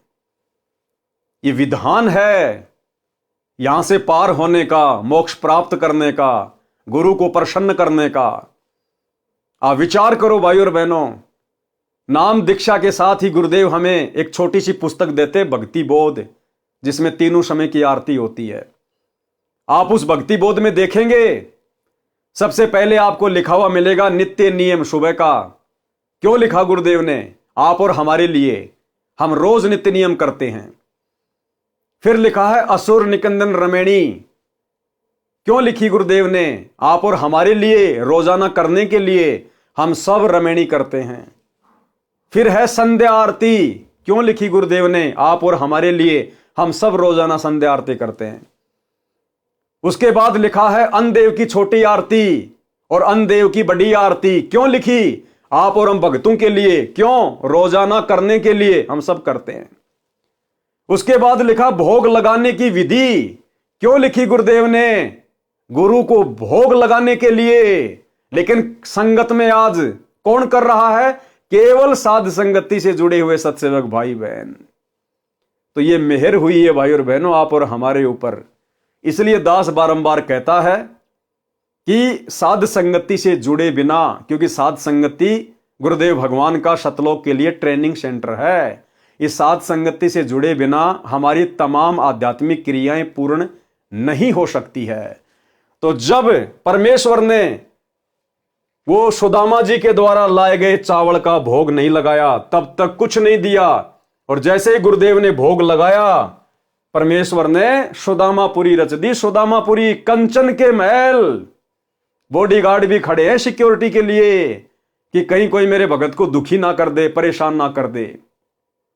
और आज भाई और बहनों यकीन मानना, आप और हम सत्सेवक इस काल की नजरों में कांटे की तरह चुभ रहे, कांटे की तरह भयंकर तरीके से। इसका जी करता है कि इनको मसल दूं मैं, लेकिन उसका जोर नहीं चल रहा हम सत्सेवकों के ऊपर, क्योंकि परमेश्वर ने रक्षा कवच बना रखा हमारे चारों तरफ, हमारे मकानों के चारों तरफ, हमारे शरीर के चारों तरफ रक्षा कवच। उसको तीर जैसे झटके लगते हैं जब वो पास आता है तो। और गुरुदेव भगवान ने स्पष्ट कर रखा कि बच्चों, अगर मर्यादा में रहोगे, गुरु को इष्ट मानोगे, ये देवी देवता ब्रह्मा विष्णु महेश ये तुम्हारे बॉडीगार्ड बनकर खड़े रहेंगे तुम्हारे घर के चारों तरफ, कि कोई भूत प्रेत अन्य कोई देवता इनको कोई दुखी ना कर दे, कोई परेशान ना कर दे। सतगुरु रामपाल जी भगवान के आदेश से, कबीर परमेश्वर के संविधान से ये देवी देवता हमारे घरों के चारों तरफ सिक्योरिटी करते हैं, सिक्योरिटी सूक्ष्म रूप में, तब हम सुरक्षित हैं गुरुदेव के विशेष आशीर्वाद से, क्योंकि हम गुरुदेव को प्रसन्न करने की दिशा में आगे बढ़ रहे हैं। हम पीले पर्चों को आंख बंद करके नहीं मानते, हम कोऑर्डिनेटरों के आदेशों को आंख बंद करके फॉलो नहीं करते, हम सत्संगों के विरुद्ध गुरुदेव के परिवार के द्वारा करवाए जाने वाले घटिया कुकर्मों में आंख बंद करके सहयोग नहीं करते, हम स्टेडियम बनवाने में सहयोग नहीं करते, हॉस्पिटल बनवाने में नहीं करते, हम गुंडों की सीबीआई जांच का समर्थन नहीं करते, हम आरक्षणों में नहीं जाते, हम किसी का जाट भवन बनवाने के लिए ज्योति पाठ और दान का पैसा नहीं देते। इसलिए गुरुदेव हम पर प्रसन्न है ज्ञान आधारित भक्ति को देखकर। इसलिए परमेश्वर ने दया बख्शी है गीता अध्याय 3 श्लोक 13 के अनुसार स्वयं को भोग लगवाने की। इस 21 ब्रह्मांड में इस परमेश्वर को सतगुरु रूप में आए हुए भगवान को कोई पहचान नहीं सकता। ये भगवान स्वयं अपनी पहचान करवाता है अपनी विशेष आत्माओं से। गोता मारूं स्वर्ग में जा बैठूं पाताल, गरीब दास ढूंढता फिरूं अपने हीरे मोती लाल। आज इस लाखों की संगत में से यदि परमेश्वर के कोई हीरे मोती लाल हैं, केवल सत्सेवक हैं, केवल सत्सेवक। विचार, श्री कृष्ण जी राजा थे। क्या कह रहे हैं गुरुदेव भगवान कि विचार करो, श्री कृष्ण जी राजा थे, अपने मित्र की इतनी सहायता करना एक राजा के लिए कोई बड़ी बात नहीं है। इतनी सहायता तो एक स्टेट का मंत्री अपने मित्र की आसानी से कर सकता है। परमेश्वर कबीर जी ने एक अति निर्धन मुसलमान लुहार तैमूर लंग की एक रोटी खाकर 7 पीढ़ी का राज्य बख्श दिया था। उसी जीवन में तैमूर लंग राजा बना जिसका राज्य विशाल था। दिल्ली की राजधानी पर उसने अपना प्रतिनिधि छोड़ा था। उसकी मृत्यु के उपरांत कुछ समय दिल्ली की गद्दी पर अन्य ने कब्जा कर लिया था। फिर तैमूर लंग के परपोत्र बाबर ने सन 1526 में लोधी वंश के इब्राहिम लोधी को पानीपत की पहली लड़ाई में हराकर दिल्ली पर कब्जा कर लिया। बाबर से औरंगजेब तक 6 पीढ़ी तथा प्रथम तैमूर लंग, इस प्रकार कुल 7 पीढ़ी का राज्य परमेश्वर कबीर जी ने तैमूर लंग को दे दिया। अब यहां गुरुदेव भगवान ने अपनी समर्थता बताई है, कबीर भगवान की यानी अपनी स्वयं की समर्थता बताई है। हालांकि सुदामापुरी रचने वाले भी कबीर भगवान ही थे, लेकिन सांसारिक लोगों को समझाने की दृष्टि से गुरुदेव यहां कह रहे हैं कि विचार करो कि श्री कृष्ण जी ने सुदामापुरी अगर वो रच भी दी, धन धान भी दे दिया, तो क्या दे दिया? इतनी सहायता तो एक मंत्री भी अपने मित्र की आसानी से कर सकता है। और फिर कह रहे हैं देखो परमात्मा की समर्थता। तैमूर लंग की एक रोटी खाई थी कबीर भगवान ने, एक रोटी, और 7 पीढ़ी का राज दे दिया, 7 पीढ़ी का। तैमूर लंग से लेकर औरंगजेब तक, बाबर, हुमायूं, ये सारे के सारे एक रोटी खाकर। तो उस परमेश्वर की समर्थता के आगे श्री कृष्ण जी ने भला अपने मित्र सुदामा की क्या सहायता कर दी? उसके आगे तो ऊंट के मुंह में जीरे के बराबर भी नहीं किया। तो भाइयों और बहनों, हर प्रकार से ये परमेश्वर समर्थ है, सभी आत्माओं का साथी है। इन छोटे मोटे अवतारों के रूप में भी सारा कार्य अपनी आत्माओं का ये परमेश्वर ही सिद्ध करता है। नंबर 1, तैमूर लंग जिसकी परमात्मा ने एक रोटी खाई थी, जिसके बदले 7 पीढ़ी का राज दिया था। सबसे पहले तैमूर लंग ने राज्य किया। दूसरे नंबर पर बाबर, तीसरे पर हुमायूं पुत्र बाबर, चौथे नंबर पर अकबर पुत्र हुमायूं, 5वें नंबर पर जहांगीर पुत्र अकबर, छठे नंबर पर शाहजहां पुत्र जहांगीर, सातवें नंबर पर औरंगजेब पुत्र शाहजहां। और उसके बाद में दिल्ली का साम्राज्य टुकड़ों में बंटना शुरू हो गया था। सन 1526 से 1707 तक बाबर से लेकर औरंगजेब ने दिल्ली का राज्य किया। विशेष भिन्नता, जन्म मरण का कष्ट न श्री कृष्ण का समाप्त है न सुदामा का हुआ। दोनों ही आगे के जन्मों में अन्य प्राणियों के शरीरों में जाएंगे। और तैमूर की एक रोटी खाकर भगवान ने 7 पीढ़ी का राज तो दिया दिया, साथ में परमात्मा ने मोक्ष का अधिकारी भी बना दिया। तैमूर को 7 पीढ़ी का राज्य भी मिला और मोक्ष भी मिला। सहायता में इतना अंतर समझें, जैसे सहायता तो स्टेट का मंत्री करे, दूसरा देश का प्रधानमंत्री करे। दोनों के सहायता करने में रात और दिन का अंतर होता है। कबीर जी यानी सत्य पुरुष को प्रधानमंत्री जानो और श्री कृष्ण जी श्री विष्णु जी को प्रांत का मंत्री जानो। फिर भी बात भक्ति की चल रही है। कबीर जी ने कहा है कि कबीर जो जाकी शरणा बसे, ताको ताकी लाज, जल स्यों ही मछली चढ़े, बह जाते गजराज। वाणी नंबर 107 का सरलार्थ। आगे गुरुदेव भगवान ने भगत नंदा नाई की जो कथा है उसको शामिल किया है। भगत नंदा नाई, सैन की कथा। नाई को कहते हैं सैन। नाई समुदाय में एक महान भगत नंदा जी हुए हैं। नाई को सैन भी कहते हैं। वे परमात्मा की धुन लगन में लगे रहते थे। हालांकि उस समय भगत नंदा जी को कोई सच्चा मार्गदर्शक प्राप्त नहीं था, कोई तत्वदर्शी संत प्राप्त नहीं था। पिछले जन्म की बैटरी चार्ज थी, भक्ति में आस्था थी, और जिसने जैसा भी उनको नाम दे रखा था उस भक्ति में वो मस्त रहते थे। धुन लगा के भक्ति करते थे, सुरती नृत्य से मन लगाकर। राजा के निजी नाई थे और वहां का जो राजा था भगत नंदा जी उसका हजाम किया करते थे, उसकी सेविंग किया करते थे। वो उसका निजी नाई था। रोजाना राजा की हजामत यानी दाढ़ी काटने जाया करते थे। राजा के सिर की मालिश करने भी जाते थे। भगत नंदा जी एक दिन भगवान की भक्ति में इतना मगन हो गया कि उसको ध्यान नहीं रहा कि मैंने राजा की हजामत करने जाना है। देखो कितनी बड़ी बात है भाइयों और बहनों। आज हमें सच्ची भक्ति मिल गई तो भी हमारा ध्यान ये काल इन मंत्रों पर नहीं लगने दे रहा, भक्ति में नहीं लगने दे रहा। दुनिया भर की टेंशन कुछ तो काल ने दे रखी है। कुछ हम भक्तों ने ज्ञान को अच्छे से ना समझकर दुनिया भर की टेंशन, कारोबार, धंधा हमने भी फैला रखा है और हमारा इस भक्ति पर वो ध्यान नहीं लग रहा। उस सुरती नृत्य से आज हम मंत्र नहीं कर पा रहे जो करने चाहिए, जो गुरुदेव चाहते हैं। और इधर नंदा जी, ना इनको ये सतनाम मिला हुआ था, ना सच्चा गुरु था, और जैसी भी साधना थी उसको तन मन से किया करते थे। भगत नंदा जी एक दिन भगवान की भक्ति में इतना मगन हो गया कि उसको ध्यान नहीं रहा कि मैंने राजा की हजामत करने जाना है। राजा की दाढ़ी बनाने जाने का निर्धारित समय था, वह समय जा चुका था। जैसे मान लीजिए राजा की दाढ़ी सुबह वो 11 बजे करता था प्रतिदिन, लेकिन उस समय वो भक्ति में लीन हो गया और वो 11 बजे का समय निकल गया।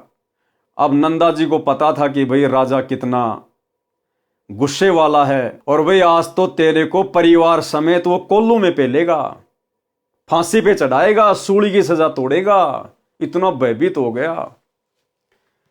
राजा की दाढ़ी करने जाने का निर्धारित समय था, वह समय जा चुका था। 2 घंटे देर हो चुकी थी। राजाओं की जुबान पर दंड रहता था। जो भी नौकर जरा सी गलती करता था तो उसको बेरहमी निर्दयता से कोड़ों से पीटा जाता था।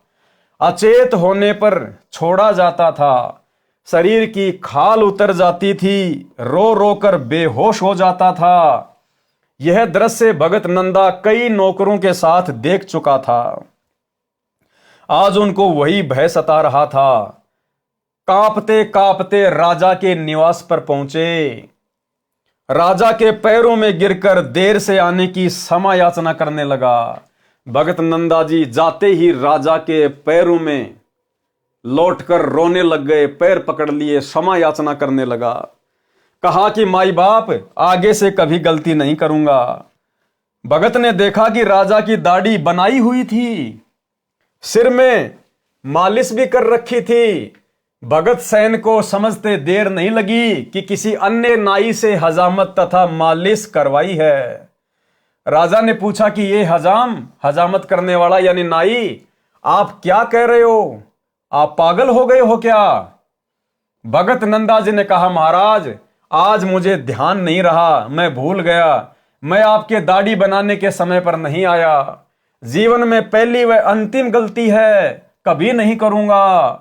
उसका विलाप सुनकर रानी तथा अन्य मंत्री भी आ गए थे।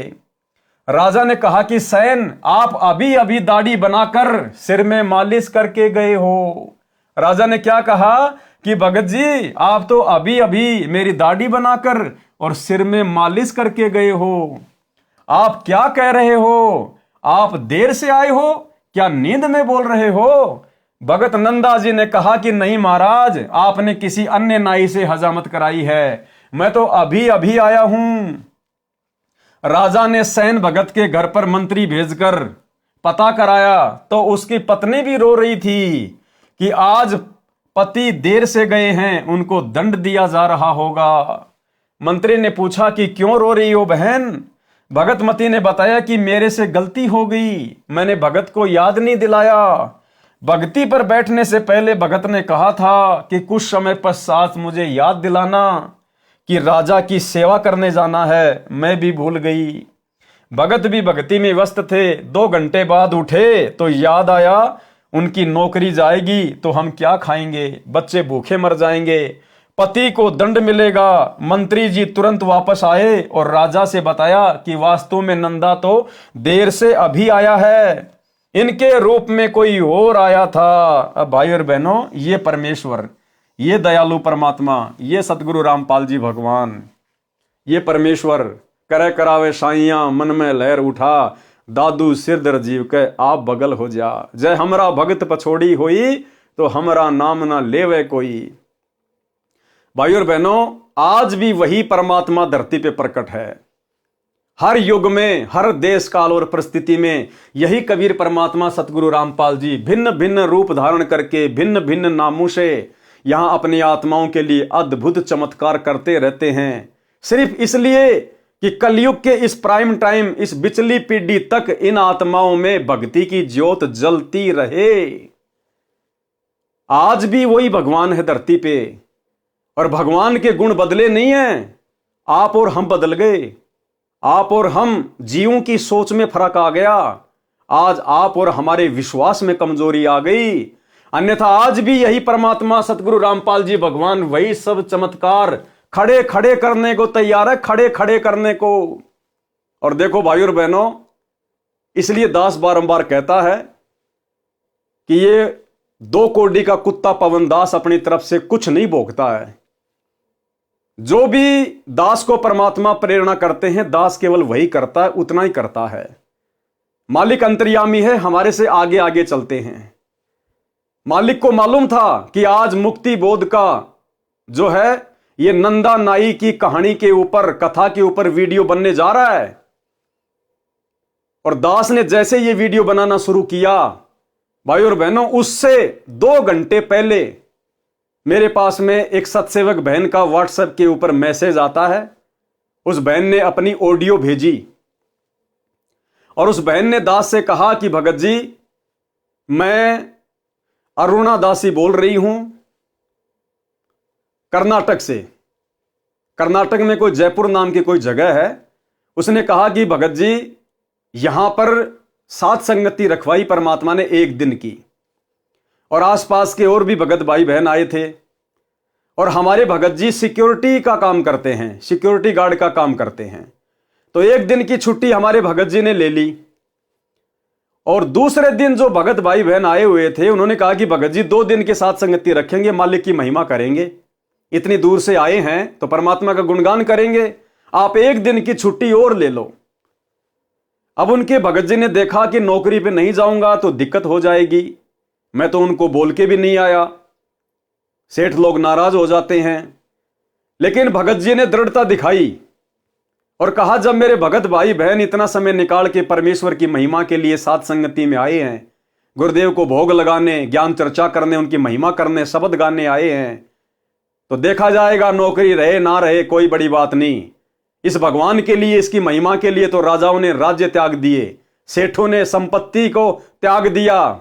हम तो खाली एक दिन की बात है, तो उन्होंने ना तो कंपनी में फोन किया, कुछ नहीं किया कि जो होगा सो देखा जाएगा, और कहा ठीक है भगत जी, मिलके परमात्मा का भजन करेंगे, परमात्मा को भोग लगाएंगे, मालिक की महिमा करेंगे।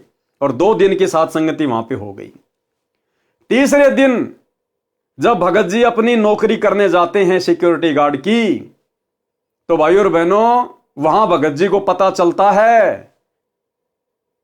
कि कल भगत जी के रूप में परमात्मा ड्यूटी देके गए। सतगुरु रामपाल जी भगवान भगत जी का रूप बनाकर और ड्यूटी देके गए, ड्यूटी देके। और वही नंदा नाई जैसी हालत। भगत जी ने कहा कि मैं तो कल आए नहीं, मेरे घर पे तो परमात्मा का सत्संग था, साथ संगति थी। बोला नहीं नहीं भाई, आया क्यों नहीं? वो मालिक कह रहा है कि भाई तू कल आया क्यों नहीं? और देख ये तेरा ये तकिया रखा देख तेरी चेयर पे। तो भगत जी ने देखा कि तकिया तो था ही नहीं यहां पे, ये तकिया यहां कैसे आ गया? परमात्मा जी खुद नया तकिया छोड़ के गए अपनी तरफ से, सबूत प्रमाण। उस मालिक ने देखा था कि वो सिक्योरिटी गार्ड चेयर पर बैठा है, वो तकिया रखा हुआ है। तो उसने कहा कि आप ही तो थे कल यहां पर, और ये तकिया रहा आपका। उसके बाद भगत जी को फिर समझते देर नहीं लगी कि सारा खेल मेरे गुरुदेव भगवान का है, क्योंकि मैंने जरा सी दृढ़ता दिखाई अपने गुरु की महिमा के लिए, साध संगति के लिए, कि नौकरी कोई बड़ी बात नहीं। असंख्य जन्म हो गए नौकरी करते हुए, ये गुलामियां हमने करते हुए। सच्ची सरकार की गुलामी करेंगे, नौकरी रहे ना रहे कोई बड़ी बात नहीं। परमात्मा खुद भगत की जगह पूरी रात ड्यूटी देके गए परमेश्वर। आपको खुद उस बहन की ऑडियो सुनाता हूं भाई और बहनों। अब बताओ, 2 घंटे बाद में दास ने वीडियो बनाना था, और 2 घंटे पहले परमात्मा ने उस बहन के माध्यम से व्हाट्सएप पर दास के पास में ऑडियो भिजवा दी। अब बताओ भाई और बहनों, अब परमात्मा नहीं करवा रहा तो कौन करवा रहा है? मैंने थोड़ी फोन किया उस बहन को। मैं तो आप में से कितने भाइयों को फोन करता हूं, कितनों को व्हाट्सएप पे मैसेज करता हूं, आप भाई बहन अच्छी प्रकार से जानते हैं। मैं तो 2-2 महीने तक आपके फोन भी नहीं उठा पाता। तो इस प्रकार हमें विश्वास होता है कि गुरुदेव भगवान नित हमारे साथ में हैं, और सतगुरु रामपाल जी परमेश्वर जी के विशेष आशीर्वाद से, उनकी दया दृष्टि से ये वीडियो बनाए जा रहे हैं। भाई और बहनों, आपको उस बहन के मुख कमल से सुनाता हूं, अब आप जी स्वयं सुनिए अपने गुरुदेव भगवान की समर्थता, कि जब हम इस परमेश्वर के लिए 2 कदम आगे बढ़ेंगे तो परमेश्वर क्या कुछ नहीं कर देगा। परमेश्वर कहते, जय तू चाले 1 कदम मैं चालू कदम 60, और जय तू हो जा काठ का मैं हो जाऊं लोहे की लाठ। कि हे भगत, अगर तू विश्वास करके इस भक्ति मार्ग पर 1 कदम भी आगे बढ़ेगा, मैं 60 कदम तेरे आगे चलूंगा। और जय तू हो जा काठ का, और अगर तूने अभिमान किया, मान बढ़ाई की, तो मैं फिर लोहे की लाठ, फिर मैं तेरा बाप हूं, मैं तेरे से भी ऊपर वाला हूं फिर। तो परमात्मा कहते हैं, भगत बन के भक्ति करेगा तो तेरे आगे खड़ा रहूंगा, तेरे पीछे खड़ा रहूंगा। और अगर जरा सी मान बढ़ाई, अहंकार आ गया, फिर समझ लेना हिरण्याकुश की छाती भी हमने फाड़ी थी, कंस को भी हमने मारा था, रावण को भी हमने मारा था, फिर हम नहीं बकसते किसी को। तो अब आपको बहन के मुख कमल से सुनाते हैं परमात्मा ने क्या चमत्कार किया। यानी भाई और बहनों, हमें विश्वास होना चाहिए, ये भक्ति युग चल रहा है। आने वाले समय में खड़े खड़े चमत्कार होंगे, इस प्रकार के खड़े खड़े। देखो, आज ये विज्ञान है, आज ये विज्ञान है, और आज ये विज्ञान से सारे सब कुछ ये काम हो रहे हैं। टीवी, रेडियो, इंटरनेट जो भी है, ये गाड़ियां वगैरह, ये बसें वगैरह, ये एरोप्लेन वगैरह। अब पहले के समय में क्या था भाई और बहनों, ये विज्ञान नहीं थी। पहले के समय में आध्यात्मिक विज्ञान थी। पहले लोगों की भक्ति से परमात्मा चमत्कार किया करते थे, उनमें सिद्धियां आ जाया करती थी। इस विज्ञान की आवश्यकता नहीं थी पहले। ये तो बहुत ही घटिया और निम्न स्तर की चीज है। आध्यात्मिक विज्ञान, जो सिद्धियों से जो चमत्कार होते हैं, ये विज्ञान नहीं कर सकती। लेकिन वर्तमान में लोगों के पास में आध्यात्मिक शक्ति नहीं है, भक्ति नहीं है, इसलिए विज्ञान का सहारा लेना पड़ रहा है। और पहले के टाइम पे ये विज्ञान नहीं थी। पहले के समय में भक्ति हुआ करती थी, लोग अपनी तपस्या करते थे, भक्ति करते थे, मंत्रों का जाप करते थे, मर्यादाओं में रहा करते थे, जिस कारण से उनके साथ में चमत्कार हुआ करते थे, उनके अंदर वो सिद्धियां आ जाया करती थी और वो सिद्धियों से कुछ भी कर सकते थे, कुछ भी। तो भाई और बहनों, वर्तमान में आप और हमारे पास में वो भक्ति है जो भक्ति सतयुग में नहीं थी, त्रेता में नहीं थी, द्वापर में नहीं थी। फिर भी लोगों ने अपने पिछले जन्मों की भक्ति से बड़े बड़े चमत्कार कर दिए। आप और हमें तो परमात्मा ने वास्तविक भक्ति दे दी। और गुरुदेव कहते हैं जो तुम सुमरण कर रहे हो इसमें 24 सिद्धियां हैं, 24 सिद्धियां। लेकिन आप लोगों ने सिद्धियों का प्रयोग नहीं करना। ये सिद्धियां तुम्हारे ऊपर जब कोई संकट आएगा ऑटोमेटिक अपना काम करेंगी, ऑटोमेटिक। तुमने इन सिद्धियों से कार्य लेने की जरूरत नहीं है, अन्यथा मर्यादा खंडित हो जाएगी। जब तुम्हारे ऊपर कोई आपत्ति आएगी, इस भक्ति की शक्ति से ये सिद्धियां ऑटोमेटिक तुम्हारे साथ रहेंगी, ऑटोमेटिक अपना काम करेंगी। इसलिए भाई और बहनों, आप और हमने डरने की, घबराने की जरूरत नहीं है। समर्थ हमारे साथ में है, समर्थ की सच्ची भक्ति हमारे पास में है। हमने केवल डरना है तो मर्यादा टूटने से, कि हमारी भक्ति पंचर ना हो जाए, हमारे गुरुजी नाराज ना हो जाएं। आने वाले समय में यह परमात्मा खड़े खड़े चमत्कार करेगा। चमत्कार तो आज भी कर रहा है, साथ में तो आज भी है, वो सिद्धियां आज भी हमारे साथ में बराबर काम कर रही है। तभी तो हम इस घोर कलयुग में हर प्रकार से संघर्ष करते हुए भक्ति कर पा रहे हैं। अन्यथा ये भक्ति काल एक सेकंड भी आपको इस भक्ति पे नहीं टिकने दे, एक सेकंड भी, अगर गुरुदेव भगवान का विशेष आशीर्वाद और ये भक्ति की शक्ति ना हो तो अब सुनिए बहन के मुख कमल से किस प्रकार से गुरुदेव भगवान ने, जिस प्रकार नंदा नाई के लिए परमात्मा ने नंदा नाई की जगह नौकरी की, राजा की हजामत बनाई, सेविंग की, इसी प्रकार अपने भगत के लिए, अपने सत्सेवक के लिए गुरुदेव भगवान ने सिक्योरिटी गार्ड की नौकरी की। सुनिएगा भाई और बहनों। सत्साई पवन भाई विजयपुर कर्नाटक में 2 दिन की सत्संगति थी अरुणदास जी के घर में। तो सभी भाई भगत आए हुए थे। भगत जी ना हमारे सिक्योरिटी ड्यूटी करते हैं वो, तो सिक्योरिटी की ड्यूटी के एक दिन छुट्टी ले लिए। भगत भाई आए थे ना उस दिन, तो दूसरे दिन जाना करके बोले, वो काम पे नहीं गए, नहीं जा पाए। तो सभी भाई भगत बोल रहे थे कि भगत जी आज एक दिन की छुट्टी ले लो करके। भगत जी थोड़ा डर रहे थे, तो भगत जी ने क्या किया, परमात्मा के ऊपर भरोसा रख के परमात्मा को दंडवत प्रणाम किया। परमात्मा के चरण को सब के चिंता छोड़ के उस दिन भगत जी ने छुट्टी की। तो भगत जी के रूप में परमात्मा ने वही जगह पे जाके सिक्योरिटी की ड्यूटी की। परमात्मा ने उधर प्रमाण के लिए तकिया छोड़ के गए। परमात्मा ने भगत जी के रूप में ड्यूटी करी। परमात्मा ने भगत जी नाइट ड्यूटी। सत्साहेब भगत जी, पवन भाई सत्साहेब और सत्साहेब पवन भाई। और दूसरे दिन भगत जी नाइट ड्यूटी पे गए तो मालक को बोले कि मालक मैं 2 दिन से छुट्टी पे था, तो आपको कुछ बुरा लगा क्या करके भगत जी बोले। तो मालक ने बोला कि आप कहाँ 2 दिन छुट्टी पे थे, एक ही दिन तो आए, एक दिन छुट्टी किया आपने, 2 दिन कहाँ पे छुट्टी किया नहीं करके ऐसे बोले मालक। तो भगत जी उनको पूछे ये तकिया किसका है मालक, दूसरे को लगाए थे क्या ड्यूटी पे करके बोले। तो वो मालक बोले कि नहीं किसी को नहीं लगाया, आप ही का है वो तकिया करके, आप आए थे ना, आप ही का है वो तकिया करके ऐसा बोले भगत जी मालक। सत्साहेब भगत जी, पवन भाई सत्साहेब। भगत जी ने जाके पूछा कि आपने किसी और को ड्यूटी पे लगा लिया क्या, ये तकिया किसका है। तो उस मालिक ने कहा कि नहीं, अरे कल आप ही तो बैठे थे इस तकिए का सहारा लेके, कल आप ही तो बैठे हुए थे, ड्यूटी कर रहे थे, आपने तो खाली एक ही दिन की छुट्टी ली थी, 2 दिन की कहां ली, कल तो आप आए थे ड्यूटी पे, और ये तकिया आपका ही तो है। ये तकिया प्रमाण है भाई और बहनों, परमात्मा छोड़ के गए अपनी तरफ से। कौन कहता सत्सेवकों के साथ भगवान नहीं है, पल पल हैं, पल पल छाया की तरह। जो बच्चा गऊ की नजर में यूं साईं को संत, भक्तों के पीछे फिरे भगत वत्सल भगवंत।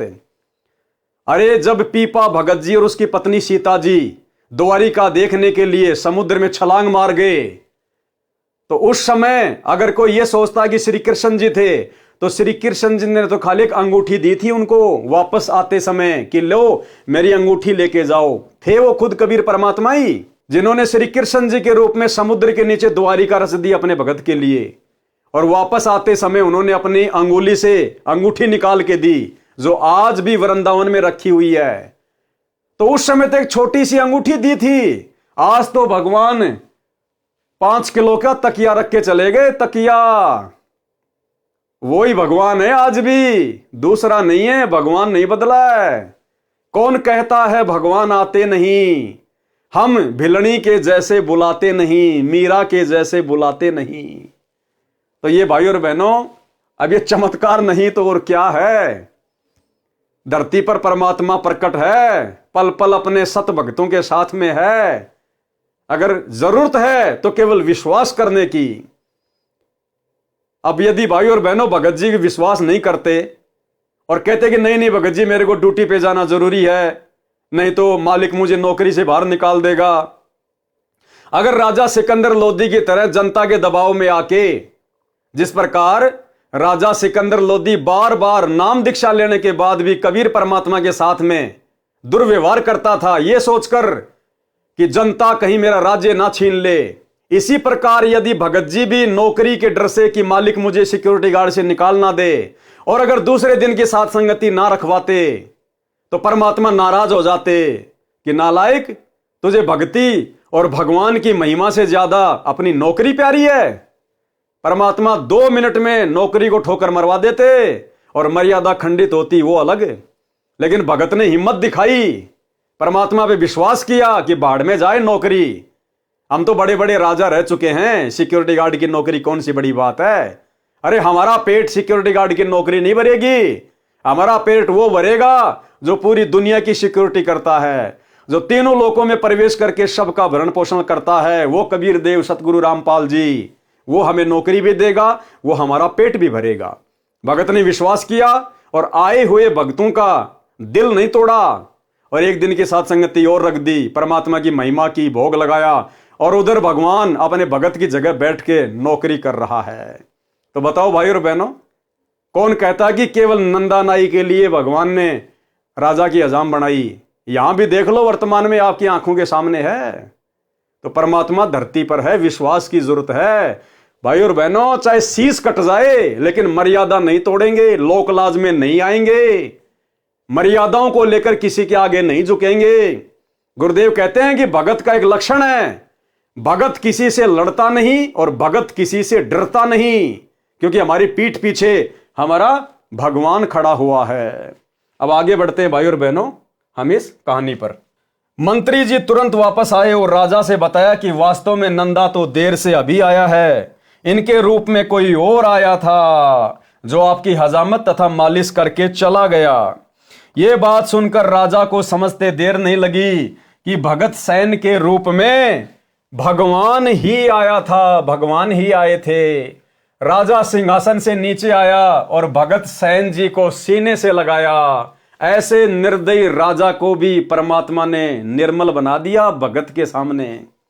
राजा सिंहासन से नीचे आया और भगत सैन जी को सीने से लगाया और कहा कि भगत, मैं तेरे को सेवा से मुक्त करता हूं, कि मैं आज तेरे को सेवा से आजाद करता हूं। आज के बाद तू मेरी दाढ़ी नहीं बनाएगा और पूरी जिंदगी का तेरे बच्चों का पालन पोषण की मैं जिम्मेदारी लेता हूं।